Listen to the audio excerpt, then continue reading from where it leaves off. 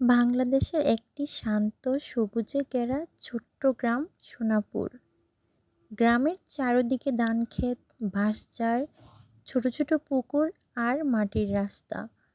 সকালবেলায় পাখির ডাক আর সন্ধ্যায় ঝিঁঝি পোকার শব্দে মুখরিত হয়ে উঠত পুরো গ্রাম।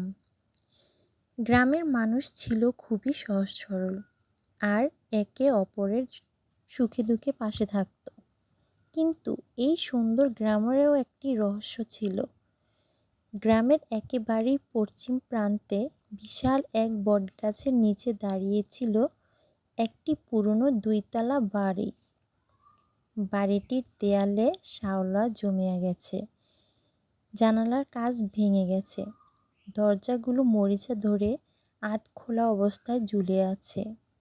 দিনের বেলাতেও বাড়িটিকে ভয়ঙ্কর লাগতো, আর রাত হলে কেউ ভুলেও সে রাস্তা দিয়ে যেত না। গ্রামের প্রবণরা বলতেন বহু বছর আগে ওই বাড়িতে এক ধরনের জমিদার থাকতেন। তারপর এক রাতে রহস্যজনকভাবে পুরো পরিবার উদয় হয়ে যায়। এরপর থেকেই নাকি মাঝরাতে বাড়ি থেকে কান্নার শব্দ, দরজা বন্ধ হওয়ার আওয়াজ আর অদ্ভুত ছায়া দেখা যায়। কেউই জানতো না গল্পগুলো কতটা সত্য। রাহাত গ্রামের নবম শ্রেণীর একজন ছাত্র। এসব গল্পের খুব একটা বিশ্বাস করত না। সে ছিল কৌতূহলী, বই পড়তে ভালোবাসত, নতুন কিছু জানতে চাইতো। একদিন স্কুল ছুটির পর সে তার বন্ধু সিয়াম, রনি আর তানবীরকে বলল, তোরা কখনো ওই বাড়ির ভিতরে গিয়েছিস? সিয়াম ভয়ে বলল, পাগল নাকি, ওইখানে গেলে মানুষ নাকি আর ফিরে আসে না। রাহাত হেসে বলল, কেউ নিজের চোখে দেখেছে? সবাই চুপ। রাহাত বুঝল সবাই শুধু অন্যের মুখে শোনা গল্পই বিশ্বাস করে এসেছে। সেদিন সন্ধ্যায় সে বাড়ি ফিরে গেল, কিন্তু সারা রাত তার মাথায় শুধু সেই বইয়ের কথাই ঘুরতে লাগলো। পরদিন সকালে সে গ্রামের সবচেয়ে বয়স্ক মানুষ আব্দুল করিম দাদার কাছে গেল। দাদা, ওই বাড়ির আসল ইতিহাস জানেন? বৃদ্ধ কিছুক্ষণ চুপ থেকে বললেন, সব গল্প যেমন সত্য নয়, তেমন সব গুজবও মিথ্যা নয়। আমি ছোট থাকতে ওই বাড়িতে একজন শিক্ষক থাকত, খুবই ভালো মানুষ ছিলেন। তারপর কি হয়েছিল তা আর কেউ নিশ্চিত করে বলতে পারে না। এই কথাটা রাহাতকে আরও কৌতূহলী করে তুলল। সেদিন বিকালে সে একটি টর্চ, একটি খাতা, একটি কলম আর মোবাইল ফোন নিয়ে একাই বাড়িটির দিকে রওনা দিল। যতই সে কাছে যাচ্ছিল ততই পরিবেশ যেন বদলে যাচ্ছিল। বাতাস ঠান্ডা হয়ে উঠল, বড় বড় গাছের ডাল বাতাসে দুলে অদ্ভুত শব্দ করেছিল। বাড়ির সামনে পৌঁছে সে কিছুক্ষণ দাঁড়িয়ে রইল। দরজাটি ধীরে ধীরে ঠেলে খুলতেই ভিতর থেকে ধুলোর গন্ধ বেরিয়ে এলো। মেঝেতে পুরো ধুলোর স্তর, চারদিকে মাকড়সার জাল, ভাঙা চেয়ার টেবিল ছড়িয়ে আছে। দেয়ালে পুরনো কিছু ছবি, যেগুলো প্রায় মুছে গেছে। হঠাৎ উপরতলা থেকে যেন কারো হাঁটার শব্দ ভেসে এলো। রাহাতের বুক ধড়ফড় করতে লাগলো। সে নিজেকে শান্ত করে টর্চের আলো উপরে ফেলল। কেউ নেই, কিন্তু শব্দটা আবার এলো। সে ধীরে ধীরে সিঁড়ি বেয়ে উপরে উঠতে শুরু করলো। ঠিক তখনই একটি পুরনো দরজা নিজে থেকেই কড়কড় শব্দ করে খুলে গেল। আর ভিতরে যা ছিল তা দেখে রাহাত অবাক হয়ে গেল। রাহাত কিছুক্ষণ স্থির হয়ে দাঁড়িয়ে রইল। তার বুকের ধুকপুকানি যেন পুরো বাড়ি জুড়েই প্রতিধ্বনিত হচ্ছিল। টর্চের আলো দরজার ভেতরে ফেলতেই দেখা গেল ঘরটি অনেক বড়। দেয়াল জুড়ে কাঠের বক্সেরব, অধিকাংশ তাক ভেঙে পড়েছে, কিন্তু কিছু পুরনো বই এখনো ধুলোয় ঢাকা অবস্থায় পড়ে আছে। ঠিক তখনই আবার সেই শব্দ। রাহাত সাহস করে ঘরের ভিতরে ঢুকল। কয়েক পা এগোতেই বুঝতে পারল শব্দটা কোনো মানুষের নয়, ভাঙা জানালার ফাঁক দিয়ে বাতাস ঢুকে একটি আলগা কাঠের পাল্লাকে বারবার দেয়ালে আঘাত করছে। সে হালকা হাসল। তাহলে কি এটাই ভূতের শব্দ? কিন্তু পরের মুহূর্তে তার চোখ পড়ল ঘরের এক কোণে। সেখানে একটি বড় কাঠের আলমারি দাঁড়িয়ে আছে। আলমারিটি নিজের মেঝেতে অদ্ভুত দাগ, যেন অনেক বছর পর কেউ এটিকে সামান্য সরিয়েছে। রাহাত 2 হাতে ধাক্কা দিল। আরও জোরে ধাক্কা দিতে আলমারিটি ধীরে ধীরে সরে গেল। তার পিছনে দেখা গেল একটি সরু লোহার দরজা। দরজায় মরিচা পড়ে গেছে, তবুও তালা নেই। সে দরজাটি ঠেলে খুলতেই ঠান্ডা বাতাস মুখে এসে লাগলো। নিচের দিকে নেমে গেছে সরু ইটের সিঁড়ি। রাহাতের মনে দ্বিধা এলো, ফিরে যাবে নাকি নিচে নামবে। কৌতূহল ভয়কে হারিয়ে দিল। সে ধীরে ধীরে সিঁড়ি বেয়ে নিচে নামতেই শুরু করলো। প্রায় 20 ধাপ নিচে নেমে সে পৌঁছালো একটি ছোট্ট ঘরে। ঘরটি আশ্চর্যজনকভাবে শুকনো। মাঝখানে একটি কাঠের টেবিল, তার উপরে রাখা একটি চামড়ার বাঁধানো ডায়েরি, একটি পুরনো লন্ডন আর ধুলো জমা একটি চাবি। ডায়েরির উপর লেখা, যে এই লেখাটা পড়বে সে যেন সত্যটা সবাইকে জানায়। রাহাত কাঁপা হাতে ডায়েরিটি খুলল। প্রথম পাতায় লেখা, আমার নাম আব্দুল হাকিম। আমি এই গ্রামের স্কুলের শিক্ষক। মানুষ আমাকে জমিদার বলে চিনলেও আমার সবচেয়ে বড় পরিচয় আমি একজন শিক্ষক। আমার জীবনের সব সঞ্চয় দিয়ে আমি এই বাড়িতে একটি পাঠাগার গড়ে তুলেছি। আমার স্বপ্ন ছিল গ্রামের প্রতিটি শিশু যেন বিনা খরচে বই পড়তে পারে। পরের পাতায় লেখা, কিন্তু গ্রামের কিছু লোভী মানুষ আমার জমি দখল করতে চায়। তারা চায় সবাই এই বাড়িকে ভয় পাক, যাতে কেউ এখানে না আসে। আরও একটি পাতায় লেখা ছিল, যদি কোনো দিন আমি না থাকি তবে আমার বইগুলো গ্রামের শিশুদের দিয়ে দিও। জ্ঞানী মানুষের সবচেয়ে বড় সম্পদ। ঠিক তখনই উপরের দিক থেকে বিকট আওয়াজ ভেসে এলো। মনে হলো কেউ যেন জোরে জোরে হাঁটছে। রাহাতের গলা শুকিয়ে গেল। সে দ্রুত টর্চ নিভিয়ে দিল। কয়েক সেকেন্ড পুরো ঘর নিস্তব্ধ। তারপর কারো ফিস ফিস করার শব্দ। সে নিঃশ্বাস আটকে শুনতে লাগলো। কিছুক্ষণ পর সাহস করে আবার টর্চ জ্বালালো। হঠাৎ টর্চের আলোয় পড়ল ঘরের অন্য পাশে। সেখানে একটি লোহার সিন্দুক। সিন্দুকের উপর ধুলো জমলেও তালাটি নতুন। এর মানে কেউ না কেউ সম্পত্তি এখানে এসেছে।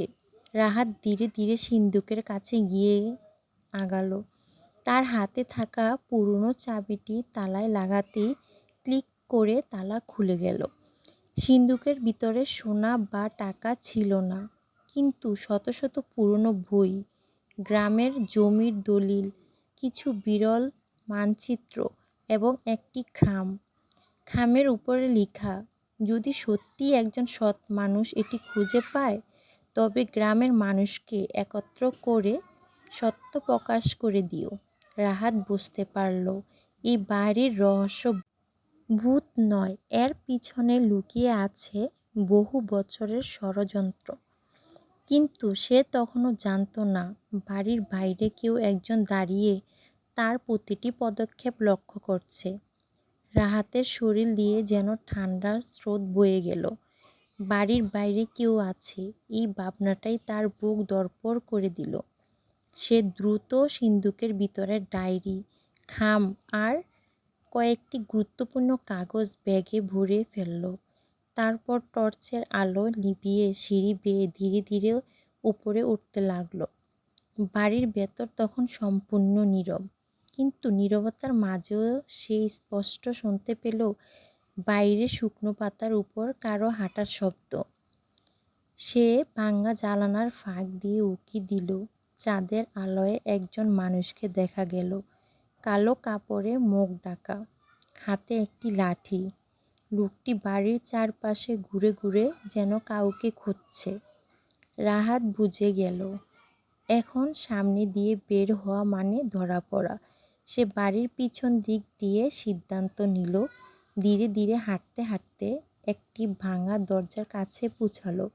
দরজাটি ঠেলে বাইরে বের হতেই সামনে পড়ল ঝোপঝাড়ে ভরা একটি সরু পথ। সম্ভবত বহু বছর আগে এই পথ দিয়ে বাড়ির লোকজন যাতায়াত করত। রাহাত দৌড়াতে শুরু করলো। হঠাৎ পিছন থেকে একটি কণ্ঠস্বর ভেসে এলো, এই কে ওইখানে? সে আর পিছনে তাকালো না। প্রাণপণে ধরে গ্রামের দিকে চলে এলো। বাড়ি ফিরে সারা রাত ঘুমাতে পারল না।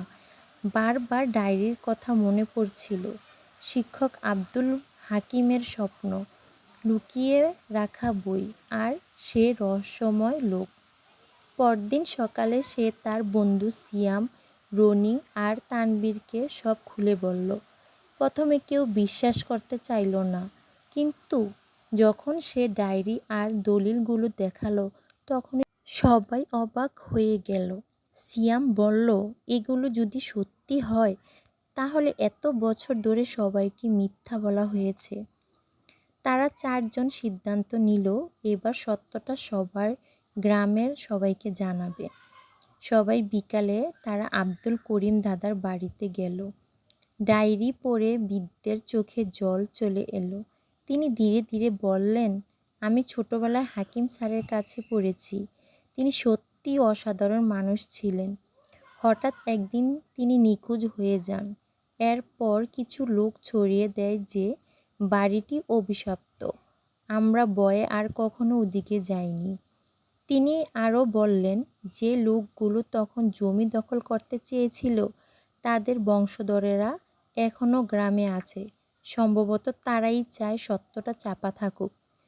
ঠিক তখনই বাইরে হইচই শুরু হলো। একজন গ্রামের ছেলে দৌড়ে এসে বলল, পুরনো বাড়ির সামনে আবার আলো দেখা গেছে। গ্রামের মানুষ আতঙ্কিত হয়ে পড়ল। কেউ বলল ভূত।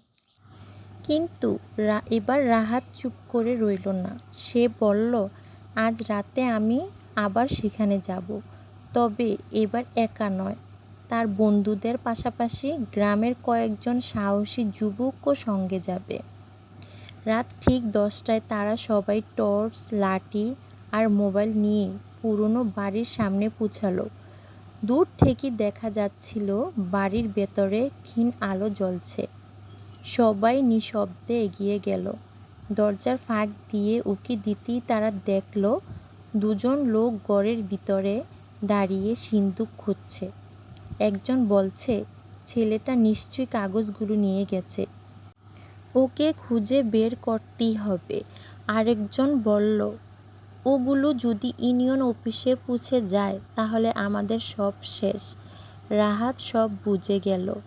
ভূতের গল্প ছিল শুধু একটি চাল, যাতে কেউ কখনো ওই বাড়িতেই না আসে আর লুকিয়ে রাখা দলিলের সত্য প্রকাশ না পায়। ঠিক তখনই রাহাতের পায়ের নিচে একটি শুকনো ডাল ভেঙে গেল। ঘরের ভিতরে দুজন একসঙ্গে ঘুরে তাকালো, কে ওখানে? পরের মুহূর্তে তারা টর্চের আলো বাহিরে ফেলল। রাহাত ও তার বন্ধুরা ধরা পড়ে গেল। এরপর যা ঘটল তা পুরো গ্রামের ইতিহাস বদলে দিতে চলেছিল। ওরা আসছে, ছেলেটাকে ধরো। মুহূর্তের মধ্যেই বাড়ির ভিতরে উত্তেজনা ছড়িয়ে পড়ল। রাহাতের সঙ্গে থাকা গ্রামের যুবকরা লাঠি হাতে সামনে এগিয়ে এলো। কিন্তু রাহাত সবাইকে থামিয়ে বলল, কেউ একা এগোবে না, সবাই একসঙ্গে থাকো। লোক দুজন বাড়ির পেছনের দরজা দিয়ে পালানোর চেষ্টা করলো। একজন বাঁশঝাড়ের দিকে দৌড় দিল, আরেকজন ভাঙা সিঁড়ি দিয়ে নিচে নামতে গিয়ে হোঁচট খেয়ে পড়ে গেল। ঠিক সেই সময়ই বাড়ির চারপাশে অপেক্ষা করা গ্রামবাসীরা তাদের ঘিরে ফেলল। মুখে কাপড় খুলতেই সবাই হতবাক হয়ে গেল। এরা গ্রামেরই দুই প্রভাবশালী ব্যক্তি, মতিন মিয়া আর তার ছোট ভাই করিম। বহু বছর ধরে তারা বাড়িটি নিজেদের দখলে নেওয়ার পরিকল্পনা করেছিল। আব্দুল করিম দাদা সামনে এসে বললেন, তোমরা এত বছর ধরে গ্রামের মানুষকে ভূতের ভয় দেখিয়ে সত্য লুকিয়ে রেখেছ। মতিন মাথা নিচু করে চুপ করে রইল। রাহাত তার ব্যাগ থেকে পুরনো ডায়েরি, দলিল আর সেই খাম বের করল। সবার সামনে দাঁড়িয়ে সে ডায়েরির শেষ পাতাটি পড়তে শুরু করল। যদি কোনো দিন এই বাড়ির সত্য প্রকাশ পায়, তবে আমার একটাই অনুরোধ, এই বাড়িটিকে শিশুদের জন্য খুলে দিও। এখানে যেন বইয়ের আলো জ্বলে, ভয়ের অন্ধকার নয়। এই কথাগুলো শুনে উপস্থিত মানুষের চোখে ভিজে উঠল। পরদিন ইউনিয়ন পরিষদের সদস্য, স্কুলের শিক্ষক এবং প্রশাসনের প্রতিনিধিরা বাড়িটিতে এলেন। দলিলপত্র পরীক্ষা করে তারা নিশ্চিত হলেন যে বাড়িটি সত্যি শিক্ষক আব্দুল হাকিমেরই ছিল। গ্রামের শিশুদের জন্য দান করেছিলেন। মতিন ও করিম জাল কাগজ তৈরি করে সেই সম্পত্তি দখলের চেষ্টা করেছিল। মানুষ যাতে বাড়ির কাছে না আসে, তাই তারা বছরের পর বছর ভূতের গুজব ছড়িয়ে রেখেছিল। সব সত্য প্রকাশ হয়ে গেল। কয়েক সপ্তাহের মধ্যে পুরো গ্রাম মিলে বাড়িটি পরিষ্কার করতে শুরু করল। ভাঙা দরজা জানালা মেরামত করা হলো, দেয়াল রং করা হলো, ধুলো ঝরে বইগুলো আবার নতুন করে সাজিয়ে দেওয়া হলো। গ্রামের মানুষ নতুন নতুন বই দান করতে শুরু করলো। এক সময়ের ভূতের বাড়ি এখন হয়ে উঠল হাকিম স্মৃতি পাঠাগার। উদ্বোধনের দিন গ্রাম জুড়ে উৎসবের পরিবেশ। শিশুরা নতুন বই হাতে নিয়ে আনন্দে ছুটছে। কেউ গল্প পড়ছে, কেউ ছবি আঁকছে, কেউ প্রথমবারের মতো লাইব্রেরির সদস্য হচ্ছে। অনুষ্ঠানে রাহাতকে সম্মাননা দেওয়া হলো। মঞ্চে দাঁড়িয়ে সে বলল, আমি শুধু সত্যটা জানার চেষ্টা করেছি। আমরা যদি গুজবে বিশ্বাস না করে সত্য খুঁজে দেখি, তাহলে কোনো মিথ্যা বেশি দিন টিকে থাকতে পারে না। তার কথার শেষে সত্যি চারিদিকে করতালিতে মুখরিত হয়ে উঠল। সন্ধ্যায় রাহাত একা দাঁড়িয়েছিল পাঠাগারের বারান্দায়। পশ্চিম আকাশে সূর্য ডুবে যাচ্ছিল। হালকা বাতাসে পুরনো বটগাছের পাতাগুলো দুলছে। তার মনে হলো যেন শিক্ষক আব্দুল করিম কোথাও থেকে সবকিছু দেখে হাসছেন। রাহাত ডায়েরিটি বুকে চেপে ধরে ধীরে ধীরে বলল, স্যার, আপনার স্বপ্ন আজ সত্যি হয়েছে। সেদিনের পর আর কেউ সেই বাড়িটিকে ভূতের বাড়ি বলে ডাকেনি। এখন সেটি গ্রামের সবচেয়ে প্রিয় জায়গা, যেখানে ভয়ের নয়, জ্ঞানের আলো জ্বলে। হাকিম স্মৃতি পাঠাগার প্রতিষ্ঠার পর প্রায় 1 বছর কেটে গেছে। এখন আর কেউ বাড়িটিকে ভূতের বাড়ি বলে না। প্রতিদিন বিকেলে গ্রামের শিশুরা যেখানে বই পড়তে আসে, সেখানে আলোর জ্ঞান জ্বলে। রাহাত এখন কলেজে পড়ে। পড়াশোনার ফাঁকে সে নিয়মিত পাঠাগারে আসে এবং ছোটদের বই পড়ে শোনায়। শিক্ষক আব্দুল হাকিমের স্বপ্ন যেন ধীরে ধীরে বাস্তবে রূপ নিচ্ছে। একদিন বিকেলে লাইব্রেরির পুরনো বইগুলো গুছাতে গিয়ে রাহাত একটি মোটা বইয়ের ভিতর ভাঁজ করা হলুদ রঙের একটি কাগজ পেল। কাগজটির উপর সুন্দর হাতের লেখা, যদি তুমি এই চিঠি পড়ো তবে বুঝবে আমি প্রথম রহস্য সমাধান হয়েছে। কিন্তু আমার জীবনে আরেকটি সত্য এখনও লুকিয়ে আছে। সেই সত্য খুঁজে পেতে হলে পুরনো বটগাছের নিচে দাঁড়িয়ে পূর্ণিমার রাতে উত্তর দিকে 7 পা হাঁটবে। চিঠির নিচে স্বাক্ষর আব্দুল হাকিম। রাহাত অবাক হয়ে গেল। সে চিঠিটি নিয়ে আব্দুল করিম দাদার কাছে গেল। বৃদ্ধ অনেকক্ষণ চুপ করে থেকে বললেন, হাকিম স্যার সব সময় বলতেন, মানুষের জন্য রেখে যাওয়া সবচেয়ে বড় সম্পদ শুধু বই নয়, সত্য। হয়তো তিনি আরেকটি রহস্য লুকিয়ে রেখেছিলেন। পূর্ণিমার রাত এলো। রাহাত, সিয়াম, রনি আর তানভীর টর্চ নিয়ে বটগাছের নিচে দাঁড়ালো। আকাশের গোল চাঁদ, চারদিকে অদ্ভুত নীরবতা। চিঠিতে লেখা নির্দেশ মতো তারা মতো তারা উত্তর দিকে 7 পা হাঁটল। সেখানে মাটির উপর একটি চ্যাপ্টা পাথর পড়েছিল। পাথরটি সরাতেই দেখা গেল নিচে একটি লোহার বাক্স। বাক্সটি খুলে সবাই হতবাক। ভিতরে ছিল একটি পুরনো মানচিত্র, কয়েকটি বিরল ছবি এবং আরেকটি ডায়েরি। ডায়েরির প্রথম পাতায় এই ডায়েরিতে আমার জীবনের শেষ অসমাপ্ত কাজের কথা লেখা আছে। যদি তুমি এত দূর এসে থাকো তবে তোমার উপর আমার ভরসা আছে। রাহাত ধীরে ধীরে পড়তে শুরু করল। ডায়েরিতে জানা গেল বহু বছর আগে হাকিম স্যার গ্রামের পাশের জঙ্গলে একটি প্রাচীন মন্দিরের ধ্বংসাবশেষ খুঁজে পেয়েছিলেন। সেখানে এমন কিছু ঐতিহাসিক নিদর্শন ছিল না যা দেশের ইতিহাসে গুরুত্বপূর্ণ অংশ হতে পারত, কিন্তু কিছু লোভী মানুষ সেগুলো চুরি করার পরিকল্পনা করেছিল। তাই তিনি মানচিত্রটি লুকিয়ে রেখেছিলেন, যেন একদিন কোনো সৎ মানুষ সেটি উদ্ধার করে রাষ্ট্রের হাতে তুলে দিতে পারে। রাহাত ডায়েরি বন্ধ করে বন্ধুদের দিকে তাকালো। সে বলল, আমাদের কাজ এখনও শেষ হয়নি। এবার আমাদের সত্য ইতিহাসকে রক্ষা করতে হবে। 4 বন্ধু একে অপরের দিকে তাকিয়ে মাথা নাড়ল। দূরে জঙ্গলের দিকে তাকিয়ে মনে হচ্ছিল যেন অন্ধকারের আড়ালে কোনো রহস্য তাদের জন্য অপেক্ষা করছে। সে রাতেই তারা সিদ্ধান্ত নিল ভোর হলে মানচিত্র দেখানোর পথ ধরে নতুন অভিযান বের হবে। কিন্তু তারা জানত না জঙ্গলের ভিতরে এমন কিছু আছে যে বহু বছর ধরে সেই রহস্য পাহারা দিয়ে হেঁটেছে। বন্ধু, এরকম মজার মজার গল্প পেতে আমার চ্যানেলটি সাবস্ক্রাইব করে আমার পাশেই থাকবেন।